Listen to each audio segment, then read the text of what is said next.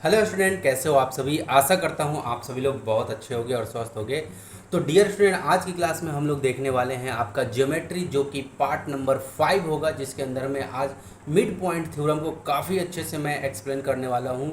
और साथ ही साथ मिड पॉइंट जो थ्योरम है उसका जो कन्वर्स है, राइट, उसको भी मैं काफ़ी अच्छे से कवर करने वाला हूँ। तो आज का ये वीडियो आपका कितना नंबर, पार्ट नंबर आपका ये 5 होने वाला है। कौन सा रहेगा ये रहेगा पार्ट नंबर 5। तो यदि अभी तक आपने पार्ट 1, पार्ट 2, पार्ट 3, पार्ट 4 तक नहीं देखा है तो ज़रूर जाके अपने कॉन्सेप्ट को मजबूत करना। ये पार्ट नंबर 5 वीडियो खासकर 11.2 जो एक्सरसाइज है हमारा, उसके लिए ये मैं कॉन्सेप्ट जो है मिड पॉइंट का, उसमें इस वीडियो में मैं ये कवर करने वाला हूँ। ठीक है, तो डियर स्टूडेंट, मैं एक नज़र आपको यहाँ पे बता देता हूँ कि अभी तक हमने क्या क्या कवर कर रखा है। उस पर एक नज़र हम लोग देख लेते हैं कि सर ने क्या क्या कवर करवा रखा है। ठीक है, यदि आप चैनल पे पहली बार हो, बिल्कुल नए हो, तो चैनल को सब्सक्राइब कर लेना और हाँ, बेल आइकन जरूर प्रेस कर लेना। ओके, चलो देखो ज़रा, ज्योमेट्री में है हम लोग, जो कि यूनिट 5 के अंतर्गत आता है। और आपका अभी हम लोग देख रहे हैं क्वाड्रिलेटरल यानी कि चतुर्भुज जिसको बोलते हैं, जो कि चैप्टर आपका कौन सा, चैप्टर नंबर 11 में आता है। ये चैप्टर 11 का क्वाड्रिलेटरल है क्लास 9 की मैथमेटिक्स में। ओके, अभी तक जो हमने कवर कर रखा है उस पर एक बार एक नज़र देख लेते हैं। सबसे पहले यूनिट 1 हमने कवर कर लिया है। यूनिट 2 अलजेब्रा कंप्लीट, जितने भी चैप्टर हैं सभी कवर कर रखे हैं। यूनिट 3 कवर हो चुका है, यूनिट 4 कवर हो चुका है कंप्लीट, और यूनिट 5 में है हम लोग, जो कि है आपका ज्योमेट्री, बहुत इंपॉर्टेंट यूनिट। ये आपका यूनिट 5 में चैप्टर 9, चैप्टर 10, चैप्टर 11 जो कि क्वाड्रिलेटरल, ये आपका कौन सा पार्ट नंबर, कौन सा, 5वां है। और ये आपका कौन सा 5वां पार्ट है। और ये मैं मिड पॉइंट, इसके अंदर में क्या चीज़ कवर करने वाला हूँ, मिड पॉइंट थ्योरम। ठीक है, मिड पॉइंट थ्योरम जो है उसको मैं कवर करने वाला हूँ।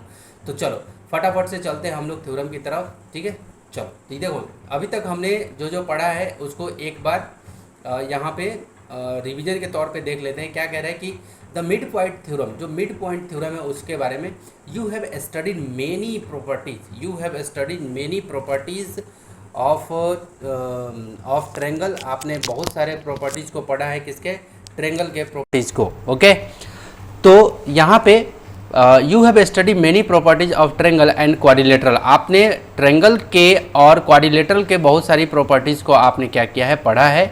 Let's us study a property.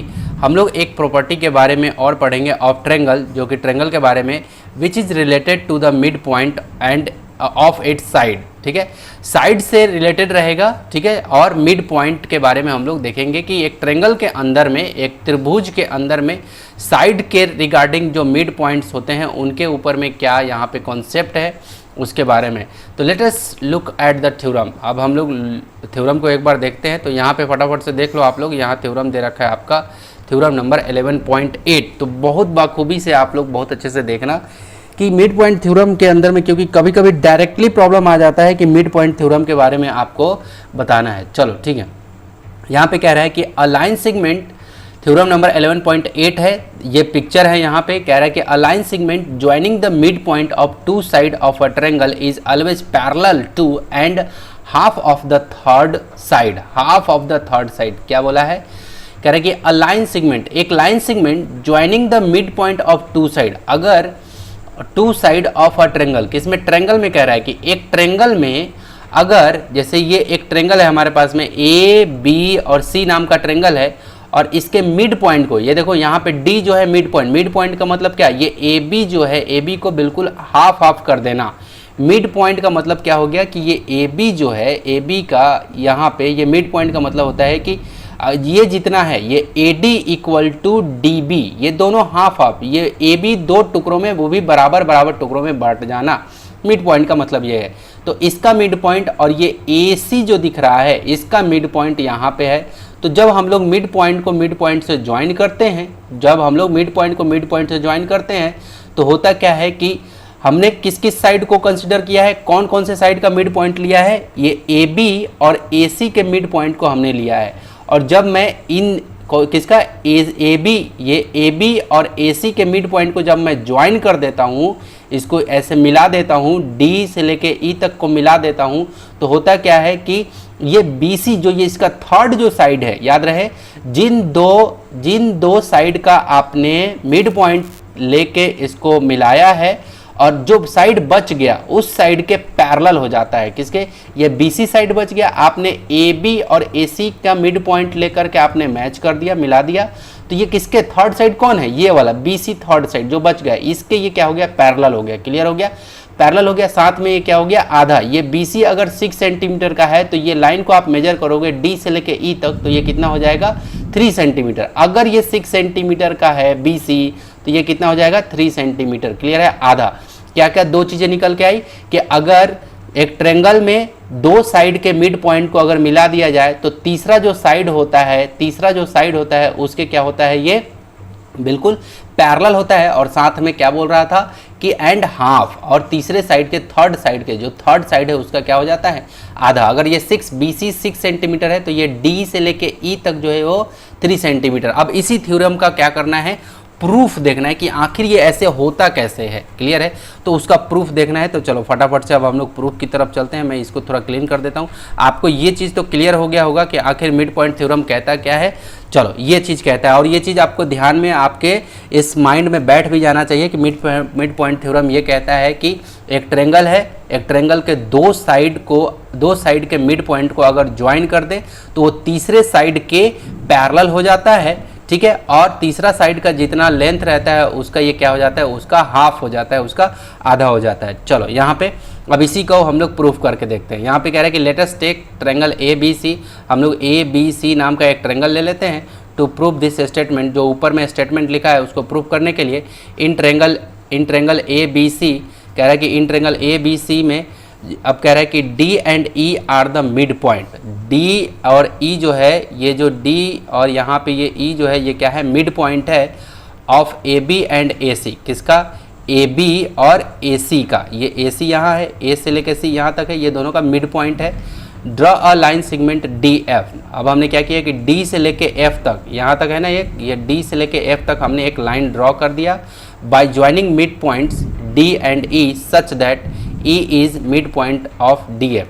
अब D से लेके E तक दोनों मिड पॉइंट को ज्वाइन करते हुए मैं आगे की तरफ इसको पूरा यहाँ तक खींच दिया। ठीक है? ज्वाइन कर लिया D से लेके F तक। ठीक? अब ज्वाइन C एंड F। उसके बाद फिर मैंने क्या किया कि जब ये पूरा यहाँ तक खींच लिया उसके बाद मैंने क्या किया, ये C से लेके F तक भी हमने मिला दिया। C से लेके F तक भी हमने क्या किया? मिला दिया। ये बातें समझ में आ गई? ठीक है? अब यहाँ पे देखो जरा, सच दैट E, यहाँ पे E is the mid point of DF।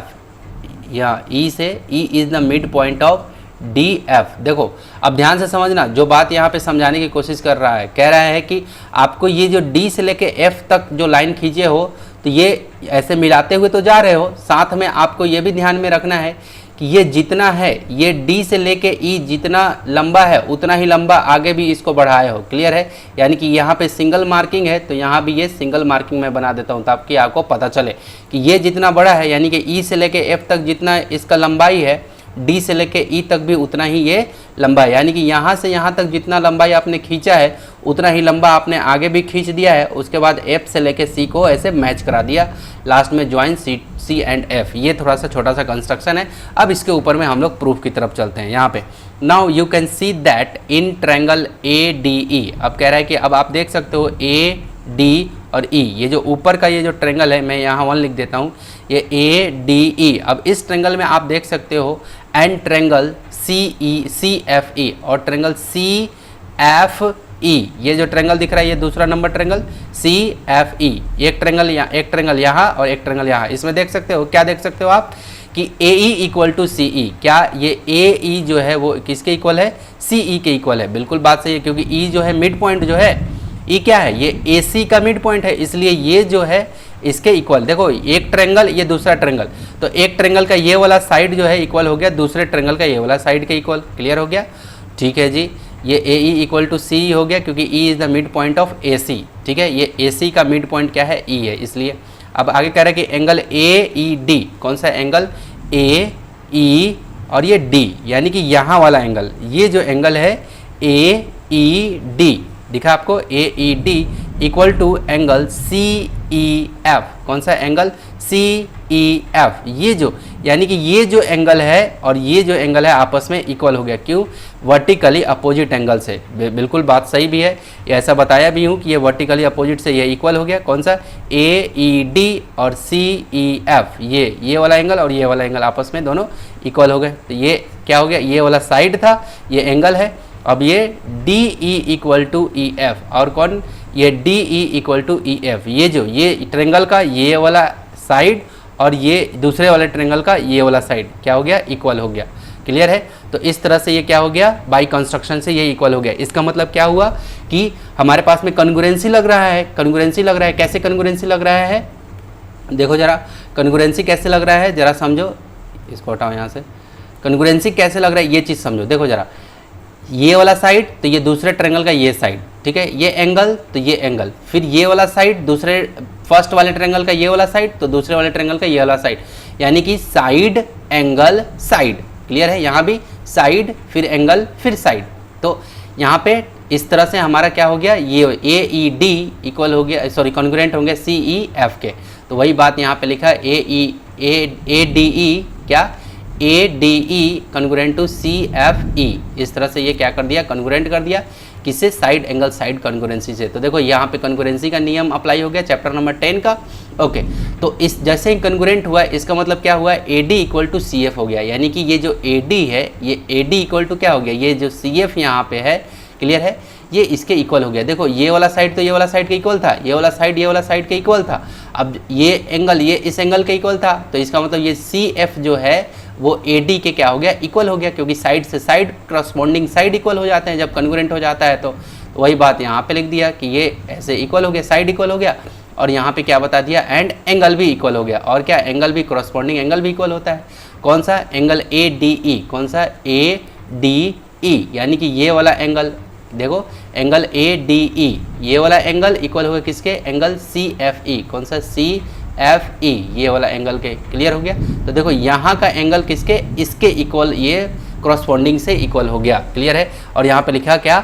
CPCT, यानी कि corresponding parts of congruent triangle. तो जब ये कॉन्ग्रुएंट हो जाता है, अब आपके दिमाग में अगर खलबली मच गया तो मेरे बच्चे आपको चैप्टर 9 से आना है। ज्योमेट्री पढ़ रहे हो ना, ज्योमेट्री में क्या होता है ना कि एक एक छोटा छोटा डिफिनेशन इतना यूज होगा ना, कभी कॉन्ग्रुएंट हो जाएगा, कभी लाइन का कॉन्सेप्ट आएगा, कभी लीनियर का आएगा, कभी पैरेललोग्राम का आएगा, तो ये काफ़ी ज़्यादा कॉम्प्लिकेटेड हो जाता है। तो आपको क्या करना होगा? आपको सीखना है ना, तो ज्योमेट्री का जो चैप्टर 9 जो स्टार्ट है ना, वहाँ से आप लगातार देखते आओ तो मज़ा आ जाएगा। आपको लगेगा कि ज्योमेट्री से बेहतर कोई सब्जेक्ट ही नहीं है पूरे मैथमेटिक्स के अंदर में। क्लियर है? ज्योमेट्री बढ़िया, ज्योमेट्री जो वो है, आप जब इसके साथ में फैमिलियर होते हो, रूबरू होते हो, इसके एंगल से, इसके लाइन से, इसके कॉन्सेप्ट से, इसके ट्रायंगल का नियम से, ट्रायंगल के एक एक डेफिनेशन से, जब फिर इसके बाद जो इसमें घमासान होता है ना, तो मज़ा आ जाता है, आनंद आ जाता है ना। तो वो आनंद की अनुभूति मैं कर सकता हूँ। आपको अगर मन में खलबली मचा तो आप चैप्टर 9 से आओ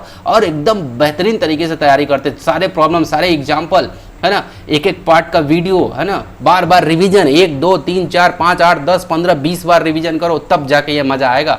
तब आपको लगेगा कि हाँ ये बात तो सही बोल गए सर। चलो यहाँ पे तो ये हमारा ये कॉन्ग्रुएंट हो गया, यहाँ ये साइड इक्वल हो गए, ये एंगल इक्वल हो गया। अब चलो यहाँ पे नाउ, अब यहाँ पे आगे देखते हैं। बी डी इक्वल टू हमारा दे रखा है ए डी। क्या दे रखा है? बी डी जो दे रखा है हमारा क्या दे रखा है? A D. ध्यान से देखो कहाँ ये बी डी, तो देखो ये बी डी, ये बी डी जो है वो क्या? ए डी के इक्वल है। ठीक है, ये बी डी जो है वो क्या है? ए डी के इक्वल है। एंड इस चीज़ को याद रखना आप, B D equal to A D, और ये ए डी जो है वो सी एफ के इक्वल है। ठीक है, ये देखो बी डी जो है वो किसके इक्वल हो गया? ए डी के, क्योंकि ये मिड पॉइंट है। क्लियर है? और ये ए डी जो है, ये ए डी जो है वो किसके? ये सी एफ के इक्वल था, क्योंकि यहाँ पे ऊपर में ये आया हुआ था। ये देखो A D equal to C F. तो इसी तरह से देखो ध्यान से, ए डी जो है, ये ए डी जो है बी डी के इक्वल, फिर से ये ए डी जो है सी एफ के इक्वल। देखो यही ए डी बी डी के इक्वल और यही ए डी सी एफ के इक्वल, यानी कि कहीं ना कहीं अगर ये इसके इक्वल है, यही यानी कि ये ए डी जो है इसके इक्वल है और यही ए डी इसके भी इक्वल है, सी एफ के भी इक्वल, इसका मतलब ये और ये आपस में इक्वल होंगे, तो इसलिए ये B D equal to C F आया। इसलिए कौन जन्म ले लिया, नया चीज़, कि अगर ये AD BD के इक्वल है और यही AD CF के इक्वल, यानी कि CF भी इक्वल हो जाएगा BD के। तो वही बात यहाँ लिख दिया कि BD इक्वल टू CF, ये इसको फर्स्ट मान लिया। अब ऑल्सो ट्रायंगल, अब यहाँ पे सॉरी ऑल्सो एंगल ADE, और कौन सा ADE, ये वाला एंगल, ये angle equal to angle CFE जो यहाँ पे आया है, एंगल CFE है ना, आर इक्वल, ये प्रूवन एबव, ये ऊपर में हमने प्रूव कर रखा है। But these are alternate interior angle, ठीक है। अब ध्यान से देखो, ये वाला एंगल और ये वाला एंगल आपस में कैसा एंगल, अल्टरनेट है, लेकिन कैसा है, इंटीरियर है, अल्टरनेट है और साथ में कैसा है, इंटीरियर। देखो कैसे, अगर मैं ये CF लाइन को मैं आगे की तरफ प्रोसीड करूँ, आगे की तरफ एक्सटेंड करूँ, बढ़ाऊँ, देखना ज़रा, ये मैंने बढ़ा दिया और आपको दिख रहा होगा यहाँ पे ये D से ऊपर A की तरफ भागा हुआ है, और ये देखो ये नीचे मैंने एक्सटेंड किया, और देखो ये जो DEF ये जो लाइन है ना, मैं इसको ऐसे एक्सटेंड कर दिया। तो आप क्या देख पा रहे हो कि ये AB, ये A से लेके B तक जो लाइन है और ये C से लेके F तक ये वाली जो लाइन है, ये दोनों पैरेलल है, और ये किसका काम कर रही है, ट्रांसवर्सल का। क्लियर है, ये D से लेके, यानी कि आप ऐसे समझो और ये ऐसे समझो, तो एक यहाँ एंगल बन रहा है और एक एंगल यहाँ बन रहा है। तो वही बात तो यहाँ हो रहा है ना, D पे यहाँ एंगल बन रहा है और एक एंगल यहाँ F पे बन रहा है, दिख रहा है आपको यहाँ पे, ठीक है। तो वही चीज़ यहाँ पे, बाकी ये सब पिक देखो, ज्योमेट्री का कंस्ट्रक्शन है ना, तो थोड़ा सा ये क्या होता है, ये आपको चेक करता है कि कितना आपका इमेजिनेशन को तगड़ा है ना। तो ये चीज़ बहुत ध्यान से, तो अल्टरनेट, तो वही बात यहाँ पे लिखा, but these are the alternate interior angles for AD and CF intersected by DF। किसके, फॉर AD, किसके लिए, फॉर AD एंड CF। देखो ये AD जो है और CF जो है उसका ये क्या कर रहा है, इंटरसेक्ट कर रहा है। देखो इंटरसेक्टेड बाय DF, ये D से लेके F तक क्या कर रहा है, इंटरसेक्ट कर रहा है। क्लियर है, तो मैं अभी ये पिक्चर के माध्यम से भी आपको समझाया यहाँ पे खींच के। तो इसलिए ये क्या हो गया, इसलिए AD जो है वो पैरेलल हो गया किसके, इसके, किसके, CF के। तो जब याद रखो, जब एंगल हमारा इक्वल दिखने लगे, क्या दिखने लगे, इक्वल दिखने लगे, ठीक है, इक्वल है ना, तो हमारा क्या हो जाता है कि हमारा साइड जो होता है वो पैरेलल हम लोग दिखाने लगते हैं। तो ये जो AD है वो क्या हो गया, पैरेलल हो गया किसके, CF के। देखो क्यों पैरेलल हम लोग बोल रहे हैं, क्योंकि यहाँ का एंगल और यहाँ का एंगल जो है वो आपस में इक्वल हो रहा है अल्टरनेट इंटीरियर से, ठीक है। और ये DF जो है वो किसका काम कर रहा है, ये काम कर रहा है हमारा ट्रांसवर्सल का। DF किसका काम कर रहा है, ये इंटरसेक्टेड, ये इंटरसेक्टिंग का काम कर रहा है, ठीक है, ट्रांसवर्सल उसी को बोलते हैं। तो इससे हमें ये पता चलता है कि ये AD जो है वो पैरेलल हो जाएगा किसके, CF के। ये AD जो है वो किसके पैरेलल हो जाएगा, CF के पैरेलल हो गया। ये वाला चीज़ याद रखना, ये AD जो है वो किसके, CF के। ये क्यों पैरेलल बोल रहा हूँ, क्योंकि अल्टरनेट से ये इक्वल हुआ है, इसलिए ये जो लाइन है AD वो पैरेलल हो गया किसके, CF के। उसी तरह से AD जो है हमारा क्या, CF। देखो AD इक्वल टू मेरा क्या आया है, देखो AD जो है हमारा CF के पैरेलल हुआ ना, तो ये AD इक्वल टू BD मेरा आया है क्या, देखो कहीं पे, ये देखो AD जो है वो BD के इक्वल है। देखो BD दिख रहा है आपको, है ना, देखो AD जो है वो BD के भी इक्वल है, तो इसका मतलब BD भी पैरेलल हो जाएगा किसके, CF के। क्लियर हुआ, तो AD जब पैरेलल है CF के, ये AD जो पैरेलल है किसके, CF के, इसका मतलब ये कौन, DB, ये DB जो है या BD बोलो, है ना, AD पैरेलल है अगर CF के, इसका मतलब BD, ये BD भी पैरेलल हो जाएगा किसके, CF के। तो ये चीज़ यहाँ पे और देके ये चीज़ समझाया। तो फर्स्ट वाला याद हुआ आपका, ये फर्स्ट वाला BD इक्वल टू CF और BD पैरेलल, देखो एक ये इक्वल है और ये क्या हो गया, BD जो है वो पैरेलल आ गया CF के, ये क्या आ गया हमारा, CF के पैरेलल, ठीक है। तो ऐसा पेयर जब हमें मिल जाता है, क्या, जब ऐसा पेयर हम लोग को मिल जाता है तो हम लोग बाई फर्स्ट एंड सेकेंड, यानी कि इक्वेशन नंबर फर्स्ट और सेकेंड से, तो देखो मैं यहाँ पे समझा देता हूँ कैसे हो गया। देखो एक हो गया हमारा BD इक्वल टू CF, देखो ज़रा ये इक्वेशन नंबर फर्स्ट पहले लिख लेता हूँ। इक्वेशन नंबर मेरा फर्स्ट क्या है, इक्वेशन नंबर मेरा फर्स्ट है कि BD इक्वल टू CF, ठीक है, यही है मेरा फर्स्ट इक्वेशन। और एक और इक्वेशन क्या है मेरा, BD, ये मेरा BD जो है वो पैरेलल हो रहा है किसके, CF के, ठीक है। तो जब मेरा, हम लोग को पता है कि जब ये दोनों इक्वेशन को जब मैं देखता हूँ तो यहाँ पे साफ साफ लिखा है by equation first and second BD and CF in quadrilateral BD FC are both equal and parallel. क्या कह रहा है कि B D and C F जो है ये कह रहा है कि ये बी डी जो है और सी एफ जो है वे आपस में पैरेलल हैं, ठीक है।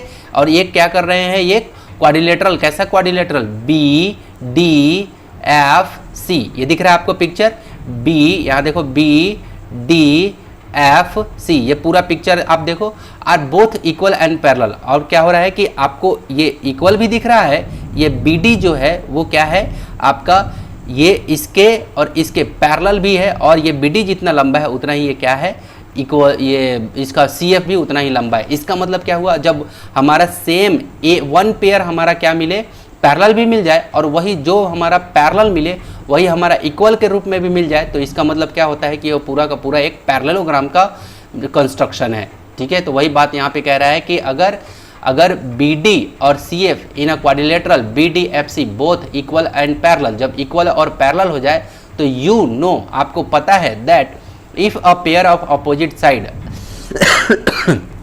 सॉरी, अगर a pair of opposite side is both equal and parallel in a quadrilateral, अगर एक क्वाड्रिलेटरल में एक पेयर अपोजिट साइड और both equal, opposite side parallel हो जाए और इक्वल भी हो जाए, ऐसा भी हो जाए, देखो B D equal to C F और B D parallel to C F, ऐसा हो जाए तो हम लोग क्या बोलते हैं, in a quadrilateral then it is a parallelogram. तब हम लोग समझ जाते हैं कि ये पूरा का पूरा पिक्चर जो है वो किसका है, पैरेललोग्राम का है, ठीक है।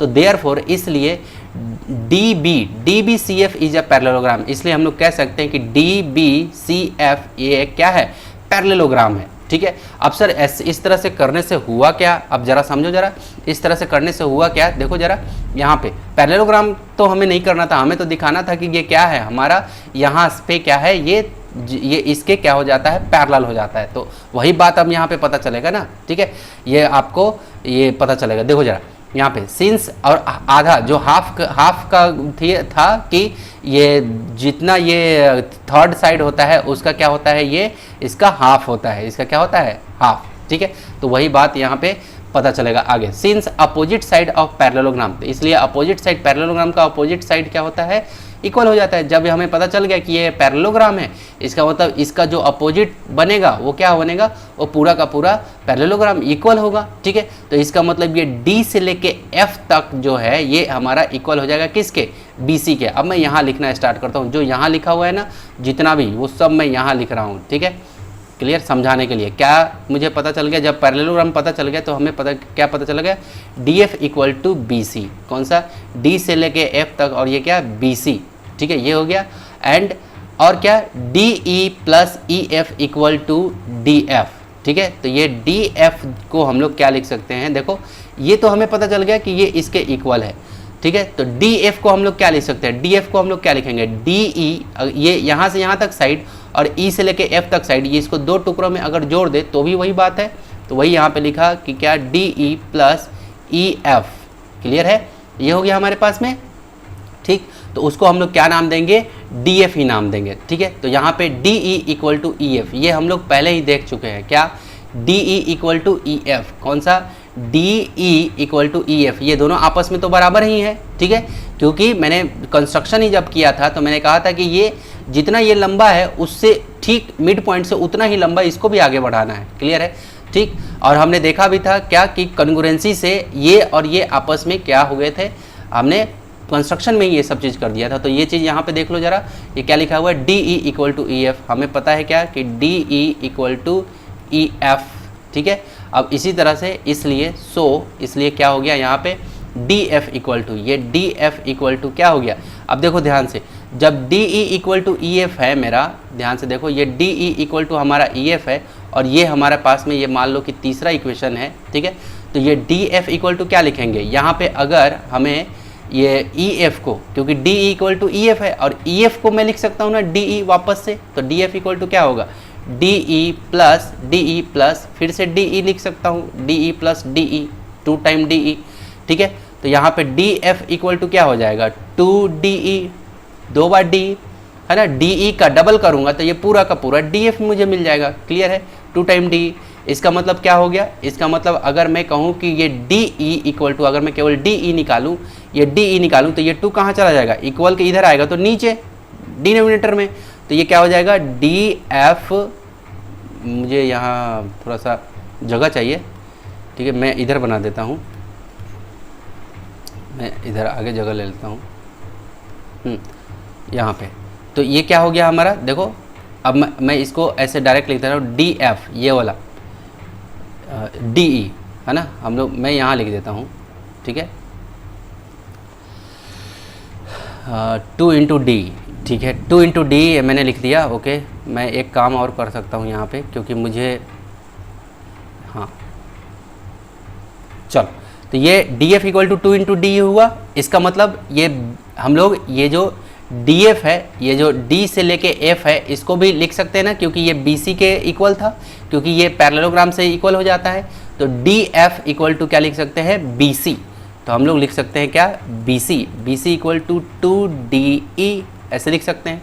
क्यों, क्योंकि डी एफ जो है, ध्यान से समझो, ये डी से लेके पूरा एफ जो है ये इसके इक्वल है, ये बी सी के इक्वल, क्योंकि पैरेललोग्राम है, पैरेललोग्राम का अपोजिट साइड इक्वल होता है, ठीक है। अब चलो, ये क्या हो गया, ये हमारा हो गया क्या यहाँ पे, तो ये डी ई कौन सा, ये डी ई इक्वल टू क्या हो जाएगा, 1/2, यानी कि ये 2 नीचे जाएगा तो 1/2 लिख के, और ये क्या हो जाएगा, बी सी, यानी कि बी सी का क्या हो गया, हाफ।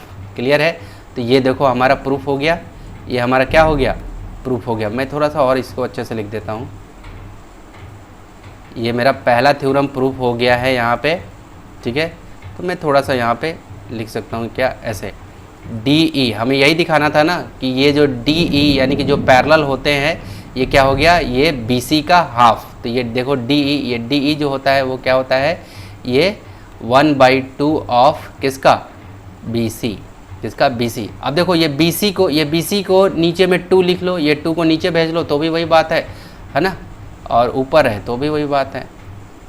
क्लियर है। तो ये हमारा क्या हो गया, प्रूव्ड हो गया। ये क्या हो गया हमारा, प्रूव्ड। अब बात आती है कि आप बोलोगे कि सर ये डी ई पैरेलल कैसे बी सी के, अरे गधे पैरेलल होगा कैसे नहीं, क्योंकि ये पैरेललोग्राम बन गया। जब ये पैरेललोग्राम बन गया तो जाहिर सी बात है कि डी एफ, अगर मान लो कि ये बी सी ये डी एफ दोनों पैरेलल है, इसका मतलब ये बी सी जो है ये डी एफ भी पैरेलल होगा। तो B C parallel D F, तो वो तो पहले ही हो चुका है जो कि थ्योरम में बोला था। क्लियर हो गया, ठीक है। तो ये हमारा पास में क्या हो गया, ये पहला थ्योरम। आई होप कि आपको काफ़ी अच्छे से क्लियर हुआ होगा इसका कंसेप्ट। तो देखो आप मल्टीपल टाइम्स ऑफ रिवीजन करोगे ना, 2 3 4 5 8 10 बार, तो आपके ये जहम में बैठ जाएगा, तब जाके मज़ा आएगा। ठीक है, एक बार में 100% कुछ नहीं होता मेरे बच्चे। अब चलो, अब हम लोग चलते हैं इसके कन्वर्जन पे। कहाँ चलते हैं, इसके कन्वर्जन पे। ठीक है, अब ध्यान से देखते चलना इसका कन्वर्जन में। अभी हमने इससे पहले जो सीखा वो क्या सीखा मैंने, कि एक ट्रेंगल है और 2 मिड पॉइंट को, एक ट्रेंगल के 2 मिड पॉइंट को मैं ज्वाइन करता हूँ तो वो क्या हो जाता है, तीसरे के पैरेलल, और साथ में जो तीसरा साइड होता है उसका क्या हो जाता है, तीसरा साइड जो होता है उसका क्या हो जाता है, हाफ। ठीक है, जो मिड पॉइंट को जोड़ते हैं। लेकिन अब यहाँ पे कहानी अलग है। यहाँ पे कह रहा है कि now right the converse of theorem 11.8 and verify it. कह रहा है कि आपको जो थ्योरम 11.8 में आपने पढ़ा उसके विपरीत में आपको उसके क्या करना है, विपरीत में जा करके फिर से आपको उसको प्रूफ करना है। तो क्या प्रूफ करना है, देखो जरा। कह रहा है कि the line drawn through the mid point of one side a triangle and parallel to another side bisect the third side. क्या करता है वो, अगर एक लाइन को ड्रॉ किया जाए 2 साइड के मिड पॉइंट के पैरेलल में, तो क्या करता है, जो ये साइड है हमारा, ये ए बी और ये ए सी, इसको क्या कर सकता है, क्या करता है, ये बाइसेक्ट करता है। देखो यहाँ लिखा हुआ है बाइसेक्ट करता है तीसरे साइड को।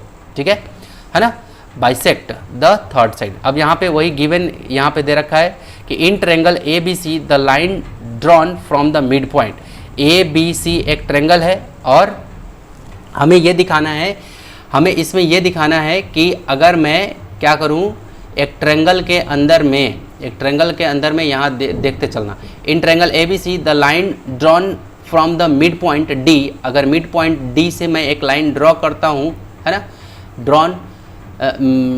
Drawn from the mid point D of A B, ये जो ए बी लाइन है हमारा, which is parallel to B C, जो कि बी सी के क्या होगा, पैरेलल होगा, and B parallel to B C cuts, और क्या बोला है, cut the line A C at E. तो ऐसे में क्या होगा, ए सी जो लाइन है उसके ई पॉइंट पे ये कट करेगा। ठीक है, तो इस तरह से हमारा क्या होगा, डी ई पैरेलल, इस तरह से हमारा D E parallel B C हो जाएगा, इस तरह से हमारा क्या हो जाएगा, D E parallel B C हो जाएगा।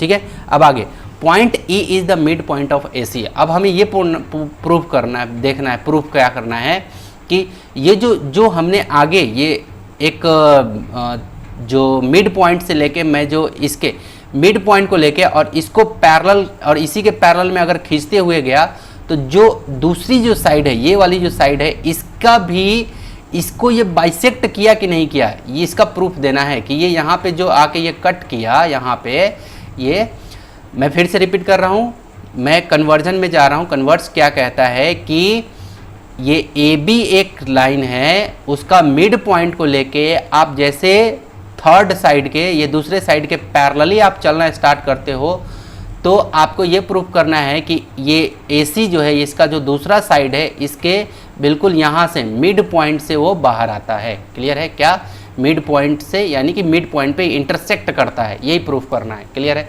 तो अभी हम लोग ये नहीं मान रहे कि ये ई जो है वो हमारा एग्जैक्ट मिड पॉइंट है, हम लोग मान ले रहे हैं क्या, एक बार झूठ मानेंगे और एक बार इसी को सच भी मानेंगे। ठीक है, देखो कैसे, मैं यहाँ पे कह रहा है कि point E is the mid point of A C, हम लोग मान लेते हैं कि हमें प्रूफ करना है। देखो ये प्रूफ, हमारा टारगेट क्या है कि हमें करना है कि ई जो पॉइंट है ये ए सी का बिल्कुल मिड पॉइंट है। ए सी का क्या है, मिड पॉइंट, यानी कि A E equal to E B, जितना ये ए ई लंबा है उतना ही ई सी भी लंबा है। क्लियर है, ये प्रूफ करना है, ई मिड पॉइंट है। ठीक है, तो हमें क्या करना, मैं मान लेता हूँ, हमें ये नहीं पता है कि ये इसका मिड पॉइंट है। ठीक है, हमें नहीं पता है कि ये इसका मिड पॉइंट है। ठीक है, मैं मान लेता हूँ क्या कि ई डैश, हम लोग एक छोटा सा कंस्ट्रक्शन करते हैं। ठीक, कंस्ट्रक्शन क्या करते हैं कि ई डैश नाम का एक point is mid point of A C instead of E. ठीक है, यानी कि ई के बावजूद हम लोग एक काम करते हैं, एक और हम लोग इस पर एक पॉइंट डाल के हम लोग ये डी से हम लोग इसको ऐसे ज्वाइन कर देते हैं। मान लेते हैं कि यही मिड पॉइंट है, मान लेते हैं ई डैश जो है ये ई और ये जो लिखा हूँ यहाँ पे, ये इसको बोलते हैं डैश, मैं इसको डैश पढ़ता हूँ। ठीक है, तो मैं ऐसा एक पॉइंट यहाँ मेंशन कर रहा हूँ ई डैश नाम का। ठीक है, और मान रहा हूँ कि यही जो है वो क्या है, यही जो है ये क्या है, मिड पॉइंट है ये ए सी लाइन का। ठीक है, अब वही चीज़ यहाँ पे कि मैंने लिखा कि लेट, यानी कि मान लेता हूँ कि E dash is the mid point of A C, A C का मिड पॉइंट है इन स्टीड ऑफ ई, किसके, ई के बावजूद ये। ठीक है, इन स्टीड ऑफ मतलब क्या होता है, ई के बावजूद, है ना। अब क्या करता हूँ कि join D to E D, अब मैं क्या करता हूँ इस डी पॉइंट से, ये जो डी पॉइंट हमारा, इस पॉइंट से मैं ऐसे dot dot dot dot line से मैं इसको ज्वाइन कर दिया। ठीक है, ये मैंने क्या कर दिया, ज्वाइन कर दिया। ठीक है, अब इन ट्रेंगल ए बी सी, अब पूरे ट्रेंगल में ए बी सी, इस ट्रेंगल में हमने क्या किया, देख रहा हूँ क्या कि mid point of A B, ये ए बी का मिड पॉइंट कौन है, डी, यहाँ पे लिखा हुआ है डी, दिख रहा है आपको, ए बी का मिड पॉइंट कौन है, D, and mid point of A C, और ए सी का जो मिड पॉइंट है, ये ए से सी तक का मिड पॉइंट हमने क्या अभी माना है, ई डैश, क्या माना है, ई डैश। तो इस तरीके से हमारा क्या होगा ये, क्योंकि हमें पता है कि जब मिड पॉइंट हम लोग मैच करते हैं तो ये क्या हो जाता है, हमारा थर्ड जो साइड है उसके पैरेलल हो जाता है, यानी कि D E dash parallel to B C. अभी मिड पॉइंट का थ्योरम हमने यही पढ़ा है, तो यहाँ पे मैंने लिख दिया क्या, डी ई डैश, यानी कि डी और ये ई डैश, क्लियर है, मैंने पैरेलल मान लिया किसके, बी सी के, किसके, ये बी सी के पैरेलल है। ठीक है, बट लेकिन यहाँ पे ये डी ई, ये ई जो है ये वाला ओरिजिनल वाला जी ई, तो ई डी ई भी हमारा क्या, पैरेलल टू बी सी, ये भी डी ई के पैरेलल मान लेता हूँ, इसको भी साथ लेके चलो। तो ध्यान से देखो, हमारा ये बी सी जो है, यही बी सी किसके, डी ई डैश के पैरेलल, और यही बी सी जो है डी ई के भी पैरेलल, वही बात हो रहा है ना। देखो यही B C D E dash के पैरेलल और यही बी सी डी ई के पैरेलल, तो हो क्या रहा है, इसका मतलब हम लोग क्या बोल सकते हैं कि ये तीनों आपस में पैरेलल, यानी कि डी ई डैश, देखो ये B C E D E dash के पैरेलल और ये बी सी डी ई के पैरेलल। यहाँ देखो यही बी सी इसके भी डी ई के पैरेलल और यही B C D E dash के पैरेलल, इसका मतलब ये डी ई डैश और डी ई डैश और ये बी सी, ये तीनों आपस में पैरेलल है ना। तो इसलिए यहाँ पे ये ऐसा दिखाया गया कि ये तीनों आपस में पैरेलल। ठीक है, अब चलो यहाँ पे it means two parallel lines are, इसका मतलब है कि दो parallel line D E dash and D E are parallel to B C. इसका मतलब ये हुआ कि डी ई डैश और डी ई ये दोनों आपस में क्या है, पैरेलल होते हैं। किसके, बी सी के पैरेलल। जब मैं ऐसा लिखता हूँ, ये ऐसा लिखता हूँ, इसका मतलब क्या होता है कि ये डी ई डैश और डी ई ये किसके पैरेलल, बी सी के पैरेलल है। इसका मतलब ये होता है। बट लेकिन दिस इज इम्पॉसिबल, लेकिन ये असंभव है due to opposite parallel acquired. ये लेकिन ये असंभव है। किसके, क्यों असंभव है, ये ऐसा नहीं हो सकता है। क्यों नहीं हो सकता है, क्योंकि इसके अपोजिट में जो पैरेलल का जो नियम है कि अपोजिट में जो पैरेलल जो साइड रहता है उसका ठीक उसी पॉइंट से एक और पैरेलल निकले, है ना।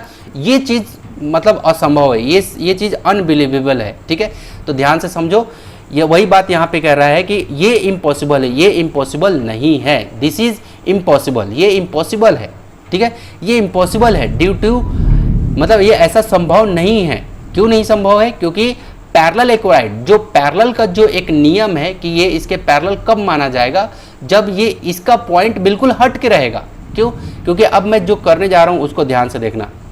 पहले यहाँ बता देता हूँ। Hence our imagination is wrong. जो हमने इमेजिन किया था, जो हमने क्या किया था, इमेजिन किया था that E dash is a mid point of A C, वो क्या है, गलत है। ठीक है, तो हम लोग जो इमेजिन किए थे कि ई डैश जो है वो मिड पॉइंट है, तो ये क्या है, हमारा रॉन्ग है। ये हमारा क्या है, रॉन्ग है, गड़बड़ है। किसका, ये ए सी का मिड पॉइंट जो है वो रॉन्ग है। क्यों रॉन्ग हुआ, ये पता चल गया आपको। Hence point E is the mid point of A C. इस तरह से हमारा ये जो पॉइंट ई है यही हमारा क्या है, ए सी का क्या है, मिड पॉइंट है। अब चलो, ये जो हमारा ये जो लिखा है ना अपोजिट पैरेलल एक्वायर्ड, अब इसको थोड़ा सा समझो तो यहाँ पे बात बने, आपको थोड़ा सा डाइजेस्ट हो मेरी बातें।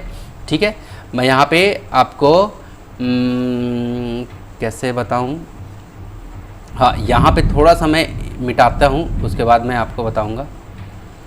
ये मिट नहीं रहा, ओके चलो अब ऐसे ही देख लो। मिट नहीं रहा तो अब क्या करें। चलो देखो ज़रा, यदि मैं इस लाइन को, ये जो डी इस पॉइंट डी ई डैश का जो ये लाइन है, इसको मैं आगे की तरफ एक्सटेंड करूं तो ये ऐसे जाएगा, दिख रहा है। और ये जो लाइन है, ये डी से ई जो लाइन है, इसको मैं आगे की तरफ एक्सटेंड करूं तो ये ऐसे जाएगा, बिल्कुल सीधा सीधा, है ना, ऐसे जाएगा।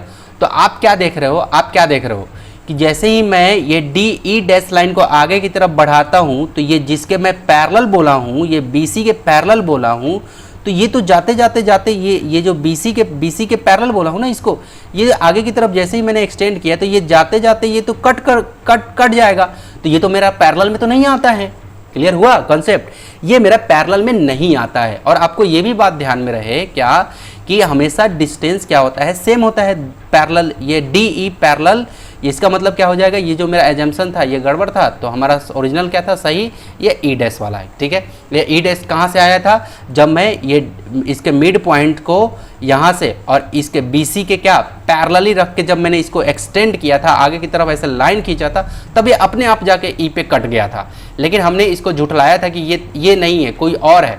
तो जब कोई और को लेके देखा और उसको एक्सटेंड करके देख रहा हूँ तो क्या हो रहा है कि ये जो जिस बी सी के में जाके कट कर रहा है, तो इसका मतलब ये गलत है।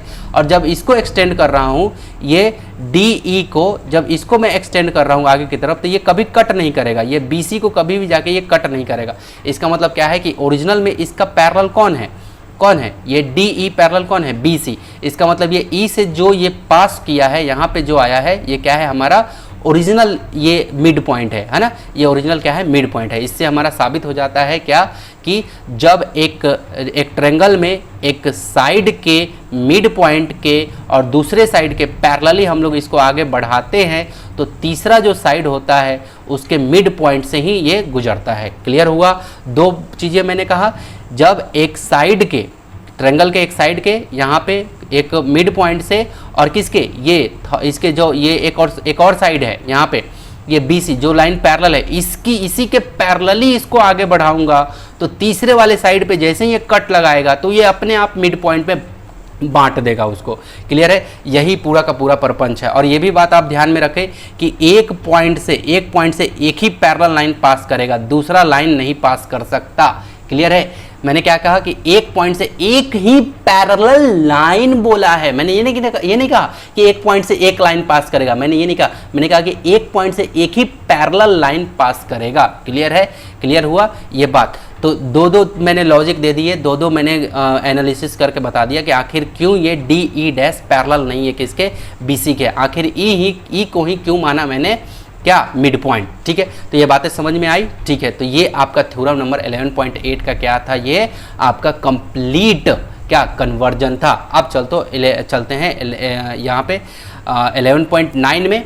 ठीक है, जो कि आपका यहाँ पे थ्योरम दे रखा है, फटाफट से इसको भी देख लेते हैं। चलो देखो जरा, कह रहा है क्या कि एल एम एंड एन, क्या देखो एल एम एंड एन, यहाँ पे मैं अपने आप को यहाँ ले आता हूँ। ठीक है, चलो देखते चलना। कह रहा है कि एल एम एंड एन, क्या एल एम एंड एन जो है are the 3 parallel lines. L M N ये तीनों पैरेलल लाइन है। ठीक है जी, पैरेलल लाइन है। ठीक है, parallel line intersected by the transversal P and Q such that L. ठीक है, कह रहा है कि इंटरसेक्ट जो क्या हो रहा है, इंटरसेक्ट हो रहा है बाय द ट्रांसवर्सल, ये ट्रांसवर्सल पी एंड क्यू से इंटरसेक्ट हो रहा है। क्लियर है ना? दैट एल कहाँ पे, ये एल पे कट किया। ठीक, पी और क्यू क्या है, ट्रांसवर्सल, और दोनों कट कर रहे हैं। एम किसको किसको, L M and N cut off equal intercept D E and E F, किसमें इक्वल इंटरसेप्ट। अब ये इंटरसेप्ट, ये जो वर्ड है ना, इसको समझना जरूरी है, अगर ये क्लियर नहीं हुआ तो बहुत गड़बड़ है।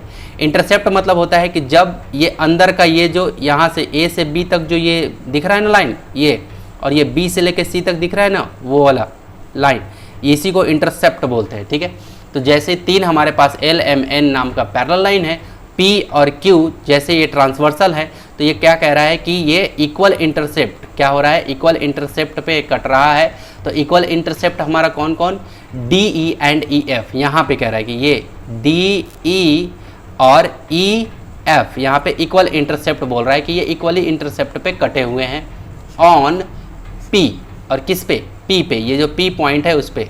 ठीक है, ये पी पॉइंट है उस पे। कह रहा है कि so that L M and N, कह रहा है कि आप दिखाओ कि एल एम और एन जो है कट ऑफ इक्वल इंटरसेप्ट, आप दिखाओ कि L M N equal intercept पे कटते हैं इसके लिए A B and B C on Q also. तो एक दूसरा जो लाइन ट्रांसवर्सल है क्यू वाला, ये हमारा क्या हो जाएगा, ये बोल रहा है कि जब इस पे इक्वल इंटरसेप्ट पे कट रहे हैं, ठीक है, जब तीनों लाइन पैरेलल है, और जब मैं ये पी पे किया तो ये इक्वली इंटरसेप्ट यहाँ बन रहा है, तो ये क्यू जब मैं यहाँ पे ट्रांसवर्सल डाल रहा हूँ तो इसका भी बताओ कि ए बी और ये बी सी, इसका भी इंटरसेप्ट जो क्या है वो क्या है, आपस में इक्वल है ना, इक्वली इंटरसेप्ट बराबर बराबर कटा हुआ है। यानी कि ये D E equal to A B और E F equal to B C, कुछ इस तरह से ये कह रहा है। तो देखो इस तरह के थ्योरम को कैसे हम लोग प्रूफ करेंगे, यहाँ पे चलते हैं अब। ठीक है, कह रहे कि parallel line L M N, क्या L M N parallel line है, are intersected by transversal P. L M N एक पैरेलल लाइन है, parallel line L M N are intersected by transversal line P, transversal line P के द्वारा। ठीक है, at point D E and F, किसका, D E F. ठीक है, L M N parallel है, पी इंटरसेक्टिंग लाइन है, डी ई एफ पे ये कट कर रहा है। इस तरह के तरीके से इसका जो इक्वल इंटरसेप्ट बनेगा D E equal to E F, क्या, D E equal to E F आया ये। ठीक है, ये समझ में आया, ये हमारे पास प्रूफ करना है। अब चलो, if transversal line Q intersect parallel line L M N, अगर एल एम एन पे अगर क्यू ट्रांसवर्सल लाइन अगर इंटरसेप्ट करता है एट पॉइंट कौन कौन से, ए बी सी पॉइंट पे respectively, A B C point पे respectively, then we need to prove that A B equal to B C, A B equal to B C, हमें ज़रूरत है किसको, ये A B equal to B C equal proof करने की। Clear है? अब यहाँ पे now to prove this we will draw a line which is parallel to Q. तो इसको प्रूव करने के लिए हम लोग क्या करते हैं, एक लाइन ड्रॉ करते हैं which is parallel to Q, जो क्यू के पैरेलल हो। इस क्यू के पैरेलल में एक और लाइन मैंने ड्रॉ किया, ये दिख रहा है आपको यहाँ पे, दिखा ये जो G से लेके ये H तक ऐसा पॉइंट मानो। ठीक है, passes through the point E and intersects L and N at G and H। क्या, passes through कहाँ से, ये G से पास कर रहा है ठीक है, पासेस थ्रू द पॉइंट ई। ये देखो यहाँ से ऐसे पास किया, ई से पास कर रहा है, ई से पास किया है ना, passes through the point E and intersect L, और इंटरसेक्ट एल को इंटरसेक्ट किया कहाँ पे, जी पे, और कहाँ एन को, है ना, एल और एन को इंटरसेक्ट किया कहाँ, जी पे और एच पे। ये देखो जी पे, यहाँ जी पे और यहाँ एच पे, ठीक है। तो कौन पैरेलल है जी, ये वाली लाइन, ये दिख रहा है, ये पैरेलल किसके, ये क्यू। तो क्यू के पैरेलल में एक और लाइन यहाँ पे ड्रॉ हुआ जो कहाँ, ई से पास कर रहा है एल लाइन और एन लाइन को कट कर रहा है कहाँ पे, जी पे और यहाँ पे एच पे, ठीक है। ये बात समझ में आ गया, रेस्पेक्टिवली इस तरह से। क्लियरली ए जी पैरेलल बी ई, यहाँ पे साफ साफ देख सकते हैं क्या कि ये ए कौन, ए से लेके जी, ये ए जी जो है, ए जी पैरेलल है किसके, बी ई के, दिख रहा है, ये ए जी पैरेलल है किसके, बी ई के, ठीक है जी, पैरेलल है। बिकॉज एल पैरेलल एम, क्योंकि एल जो है एम के पैरेलल है, जाहिर सी बात है, एल अगर एम के पैरेलल है ना, तो अगर ये और ये यहाँ पे ए जी पैरेलल बी ई हो जाएगा, तो ये क्या हो जाएगा, ए जी जो है ये बी ई पे पैरेलल होगा, क्लियर है। And A G and B E lie on L and M, और क्या, ए जी कौन, A G and B E lie L और एम। तो देखो ए जी बी ई ये सब कहाँ लाई कर रहे हैं, ये एल और एम ही लाइन पे, एल जो लाइन है और एम जो लाइन है इसी पॉइंट पे लाई कर रहे हैं, इसी लाइन पे हो रहा है रेस्पेक्टिवली, ठीक है। तो इसी तरह से जी ई पैरेलल ए बी, इसी तरह से ये जी ई जो है ये भी पैरेलल हो जाएगा किसके, ए बी के, क्लियर है। बाई कंस्ट्रक्शन, कंस्ट्रक्शन से ये क्या हो गया, पैरेलल हो गया। ये चारों पॉइंट इसी दोनों पैरेलल लाइन में लाई कर रहे हैं। तो जब हमें पता है कि ये ए जी पैरेलल है किसके, डी बी के, है ना, सॉरी बी ई के, क्लियर हुआ, जो कि यहाँ पे बताया हुआ है। और ये एल और एम आपस में पैरेलल हैं, और कहाँ, ए जी बी ई, ये चारों के चारों जो पॉइंट हैं लाई कर रहे हैं एल और एम पे। इस अनुसार से जी ई, इस अनुसार से ये जो जी ई है वो भी पैरेलल होगा किसके, ए बी के। ये किससे, कंस्ट्रक्शन से आया है। Then A G E B is a parallelogram. तो इस तरह से ए जी बी ई ये पूरा का पूरा क्या हो जाएगा, पैरेललोग्राम। ये क्या हो जाएगा, पैरेललोग्राम। उसी इसलिए A G equal to B ई, इसलिए क्या हो जाएगा, ये ए जी जो है वो किसके, बी ई के इक्वल है, क्लियर है। ये ए जी जो है ये जितना इक्वल है उतना ही इक्वल किसके है, बी हमारा ई के इक्वल यहाँ पे, इसलिए A G equal to B E and G E equal to A B, ठीक है। ये देखो A G equal to B E और जी ई, ये जो जी ई इक्वल टू, जब ये पैरेललोग्राम नाम दे दिया, पैरेललोग्राम, तो पैरेललोग्राम नाम दे दिया तो इसका मतलब क्या, अपोजिट साइड के इक्वल हो जाएगा। तो ये G E equal to A B और ये G A equal to E B, वही बात यहाँ पे, इसी को फर्स्ट मान लिया, इक्वेशन नंबर फर्स्ट। सिमिलरली उसी तरह से B E parallel C H, उसी तरह से अब हम लोग क्या कर रहे हैं, बी ई पैरेलल है किसके, सी एच के। यहाँ पे भी पैरेलल है, एक बार तो यहाँ पैरेलल देखा, अब यहाँ बी ई पैरेलल है किसके, सी एच के, क्लियर है। तो क्योंकि एम जो है एन का पैरेलल है, देखो एम एन पैरेलल है, और ये बी ई और एंड ये B E and C H, B E and C H lie on M और एन, और बी ई सी एच जो है वो लाई कर रहे हैं कहाँ पे, एम एंड एन पे रेस्पेक्टिवली, इस तरीके से। तो जाहिर सी बात है जब ये और ये सी एच आपस में पैरेलल हो गए और ये चारों पॉइंट आपस में लाई कर रहे हैं एम और एन पे ही, तो इसका मतलब ये यहाँ से ई एच क्या हो जाएगा, ये ई एच इक्वल, ये ई एच जो है पैरेलल हो जाएगा किसके, बी सी के। देखना अगला पॉइंट में यही होगा, ठीक है। अब यहाँ पे देखता हूँ, ठीक है। तो लाइक कर देना, अगर लाइक नहीं किया हो तो लाइक ज़रूर कर देना। देखो तो E H parallel B C, देखो मैं वही बात कह रहा था ना कि ये ई एच जो है वो पैरेलल हो जाएगा किसके, बी सी के पैरेलल हो जाएगा। ये ई एच पैरेलल हो गया किसके, बी सी के, बाई कंस्ट्रक्शन से। तो इसका मतलब क्या हो गया, देखो अब ये और ये पैरेलल और ये और इसके पैरेलल कंस्ट्रक्शन से, इसका मतलब क्या हो गया, इसका मतलब ये हो गया कि ये एक पैरेललोग्राम बन रहा है। तो ई बी सी एच ये क्या हो गया, एक पैरेललोग्राम। तो वही बात यहाँ पे लिखा हुआ है कि B E H C is a parallelogram. Parallelogram कब बन जाता है, जब टू पेयर हमारा अपोजिट साइड्स क्या मिले, पैरेलल हो जाए, तो जैसे यहाँ पे कौन किसके पैरेलल मिल रहा था, ये E B parallel H C, ऐसे हो रहा था ना, ये E B parallel H C एक पेयर यहाँ मिल गया। और ये जब ये कंस्ट्रक्शन से हम लोग देख रहे हैं तो E H parallel B C, क्या E H parallel B C, तो हमारे पास दो पेयर पैरेलल मिल गए है ना, two pair opposite sides parallel मिल गए है ना। तो इतना ही काफ़ी है हमारा किस चीज़ के लिए, पैरेललोग्राम के लिए। तो जैसे ही हमारा ये पैरेललोग्राम बनता है तो अपोजिट साइड आपस में क्या हो जाता है, इक्वल हो जाता है। तो इसलिए बी ई इक्वल टू, ये जो है बी ई इक्वल टू किसके, सी एच के, ठीक है, और ये E H equal to B C के। तो वही बात यहाँ पे इसमें लिख दिया और इसको क्या कह दिया, equation number 2।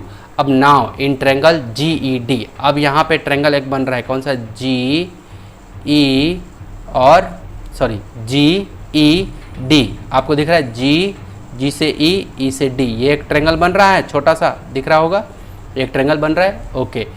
And triangle H E F, और कौन सा ट्रेंगल, एच ई और ये रहा एफ, दिख रहा है, देखो दो ट्रेंगल, एक जी ई डी एक ट्रेंगल, एच ई एफ ये दो ट्रेंगल मिला आपको। अब उसी में आपको क्या करना है, एंगल डी जी ई, कौन सा एंगल, डी जी ई, यानी कि ये जो एंगल है यहाँ का एंगल, ये इक्वल किया है किसके, एंगल ई एच एफ, किसके, ई एच एफ, यहाँ के इक्वल, समझ में आया, यहाँ का एंगल इक्वल किया है यहाँ के इक्वल, क्यों, अल्टरनेट एंगल से, क्योंकि देखो एल एम एन आपस में पैरेलल है, ठीक है, एल और एम में अभी पैरेलल है, ठीक है। तो मान लो कि ये ट्रांसवर्सल है, तो जाहिर सी बात है एक एंगल यहाँ बनेगा इस ट्रांसवर्सल से, तो एक इधर बनेगा, तो ये दोनों आपस में क्या होगा, इक्वल होगा। तो ये हो गया हमारे इक्वल अल्टरनेट एंगल से, ओके। अब क्या, देखो D E equal to E F, ये हमारा गिवन है, कौन क्या, ये डी ई जो है, ये जो ये देखो ये ट्रेंगल, ये फर्स्ट ट्रेंगल है हमारा और ये सेकंड ट्रेंगल है, तो ट्रेंगल से हम लोग पहले एंगल मिला है। अब ये कह रहा है कि डी ई जो है वो इक्वल है किसके, ई एफ के, ठीक है, ये हमारा गिवन है ना, पीछे ही दे चुका था, ठीक है, D E equal to E F. देखो मैं लेके चलता हूँ यहाँ पे, कहाँ पे दे रखा था जी, D E equal to E F, देखो यहाँ पे D E equal to E F ये हमारा दे रखा है, ठीक है, क्लियर है, D E equal to E F, तो ये हमारा गिवन है, ठीक। तो ये D E equal to E F, तो देखो ये साइड से ये वाला साइड हमारा इक्वल हो गया। अब आगे क्या, angle D E G equal to angle H E F, तो देखो डी ई जी यानी कि ये जो एंगल यहाँ पे बन रहा है वो एंगल इक्वल है किसके, एच ई एफ के, यानी कि इसके, यानी कि ये वर्टिकली अपोजिट एंगल बन रहा है यहाँ एंगल, और ये वाला एंगल ये वर्टिकली अपोजिट से इक्वल हो गया। ये बात समझ में आया। तो देखो एंगल साइड एंगल हमें मिला क्या, देखो ये मिला एंगल, तो दूसरे वाले ट्रेंगल में भी एंगल मिला, साइड ये वाला साइड, तो दूसरे ट्रेंगल का ये वाला साइड, और ये वाला एंगल तो ये वाला एंगल। इसका मतलब मुझे क्या मिल गया, एंगल साइड एंगल कन्ग्रुएंसी मिल गया। इसका मतलब क्या हो गया, ये दोनों ट्रेंगल आपस में, यानी कि ट्रेंगल कौन सा, जी डी ई है ना, जी ई डी कन्ग्रुएंट हो गया किसके एच ई एफ, किसके एच ई एफ के कन्ग्रुएंट हो गया। देयरफॉर इसलिए क्या, G E equal to E H, इसलिए क्या जी ई कौन सा, ये G E equal to E H, क्या G E equal to E H, ये क्या हो गया हमारा इक्वल हो गया। बातें समझ, जब ये हमारा ट्रेंगल कन्ग्रुएंट हो जाए, जब ये वाला ट्रेंगल और ये वाला ट्रेंगल कन्ग्रुएंट हो गया तो इसका मतलब इसका कॉरस्पॉन्डिंग साइड भी कन्ग्रुएंट होगा। इसका मतलब ये जो जी ई का सफ़र है और एच ई का सफ़र है वो भी इक्वल हो गया, ठीक है। तो इसलिए हमारा ये प्रूफ हो गया क्या कि G E equal to A B, देखो ये जी ई इक्वल टू हमारा ए बी, समझ में आया। देखो अब वहीं पे E H equal to B C, E H equal to हमारा क्या, ये ई एच इक्वल टू क्या, ये बी सी है। तो बाई फर्स्ट एंड सेकेंड, यानी कि इक्वेशन नंबर फर्स्ट और इक्वेशन नंबर सेकेंड से किससे आया, ये चीज़ कहाँ से मिल रहा है, इक्वेशन नंबर फर्स्ट और इक्वेशन नंबर सेकेंड। तो देखो इक्वेशन नंबर फर्स्ट मैं यहाँ लेके आता हूँ, बताता हूँ। इक्वेशन नंबर हमारा फर्स्ट क्या है, ये है ना हमारा equation number first, A G equal to B E and G E equal to A B. A G equal to B E क्या है हमारा, A G equal to B E. तो मैं यहाँ लिख देता हूँ, देखो A G equal to B E, ठीक है, A G equal to B E है, and G E equal to A B, and G E equal to A B, यही है, G E equal to A B. ठीक है, ये equation number हमारा क्या था, ये इक्वेशन नंबर हमारा फर्स्ट था। ठीक है, इक्वेशन नंबर हमारा फर्स्ट था। तो देखो हमारा सेकंड यहाँ है और ये फर्स्ट यहाँ है, तो आप देखो ध्यान से देखना कि आखिर ये कैसे आ रहा है। ठीक है, तो ये G E equal to A B, तो देखो G E equal to A B, ये हमारा ये रहा। ठीक है, देखो ये जी ई इक्वल टू हमारा ए बी ये रहा, और ये E H equal to B C. ठीक है, तो ये बी सी, देखो ये बी सी, देखो E H equal to B C, ये है हमारा। तो इस E H equal to B C, अच्छा इस वाले इक्वेशन से ये वाला निकाला, पहला वाला से ये वाला निकाला। ठीक है, पहला वाला से ये लिखा और दूसरा वाला से, दूसरा वाला कहाँ गया, दूसरा वाला से ये ई एच इक्वल टू ये वाला E H equal to B C यहाँ पर लिखा। ठीक है, तो अब देखो इन दोनों से क्या हुआ, ये हमारा A B equal to B C आ गया। ये क्या हो गया, ए बी इक्वल टू, देखो जब जी ई ए बी के इक्वल है, क्या यहाँ पिक्चर में समझो, जब ये जी ई जो है ये हमारा ए बी के, ये ए बी के इक्वल है, तो हमारा ए बी के इक्वल है, तो हमारा हाँ वो ठीक है, ई एच कहाँ गया, ई एच, ये ई एच जो है वो हमारा बी सी के इक्वल है। देखो जी ई ए बी के equal, E H B C के इक्वल, क्लियर है। तो इसका मतलब क्या हो गया, इसका मतलब हो गया कि इसलिए ए बी जो है वो इक्वल हो गया किसके, बी सी के, यानी कि ये ए बी जो हो गया वो इक्वल हो गया किसके, बी सी के। समझ में आया। तो इस तरह से हमारा ये बन गया। ठीक है, तो ये इस तरह से हमारा थर्ड जो हमारा प्रूफ था वो हो गया यहाँ पे। ठीक है, तो ये यहाँ पे क्या हो जाता है, आपका जो थ्योरम है ये क्या होता है, प्रूव्ड। यहाँ पे क्या हो जाता है, प्रूव्ड। तो ये आपका थ्योरम का क्या हो गया, द एंड हो गया। ये थ्योरम का क्या हो गया, द एंड। तो इस तरीके से डियर स्टूडेंट आपका ये थ्योरम यानी कि थ्योरम 11.9 और जो आपका कन्वर्जन था वो, और साथ में जो इसका थ्योरम 11.8 था, ये तीनों को मैंने काफ़ी अच्छे से कवर किया है आपके समक्ष। तो डियर स्टूडेंट अब मैं मिलूँगा आपसे नेक्स्ट क्लास में, जो कि आपका एक्सरसाइज रहेगा क्या, 11 आपका कौन सा 2, 11.2 जो कि लास्ट एक्सरसाइज है इसका। ठीक है, तो डियर स्टूडेंट अब मैं लेता हूँ आपसे विदा, और आप अपना ध्यान रखें, अपने माता पिता का कहना माने। टेक केयर, शुभ दिन आपका।